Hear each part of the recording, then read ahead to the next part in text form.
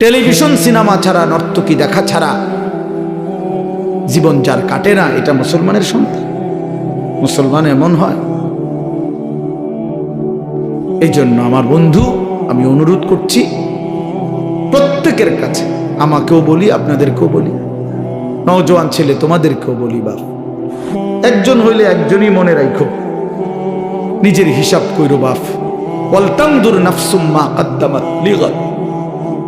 আল্লাহ তাআলা বলছে প্রত্যেকটি প্রাণ, প্রতিটা আত্মা আলাদা হিসাব করো, লক্ষ্য করো আজকের দুনিয়া থেকে আগামীকালকের আখিরাতের জন্য কি পাঠিয়েছ। চোখ বন্ধ করলেই মৃত্যু থামবে না, ভুলে গেলেও মৃত্যু থামবে না, না বুঝলেও মৃত্যু থামবে না। বুঝে আসলেও মরে যাবেন, না বুঝলেও মরে যাবেন। চোখ খোলা থাকলেও মরে যাবেন, চোখ বন্ধ থাকলেও মরে যাবেন। হাসলেও মরে যাবেন, কাঁদলেও মরে যাবেন। রাজপ্রাসাদের অট্টালিকায় থাকলেও মরে যাবেন, জীর্ণ কুঠির কুঁড়ে ঘরে থাকলেও মরে যাবেন। প্রিয় বন্ধু, যেটাকে আড়াল করার কোনো সুযোগ নাই, মৃত্যুকে পাশ কাটবার কোনো সিস্টেম নাই, কোনো সিস্টেম নাই।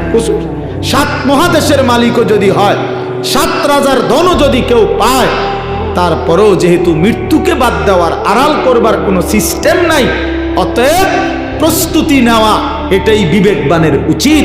কারণ যেহেতু আমি মৃত্যুকে আড়াল করতে পারবো না, অতএব মৃত্যুর জন্য প্রস্তুতি নেওয়া এটাই চূড়ান্ত বুদ্ধিমান।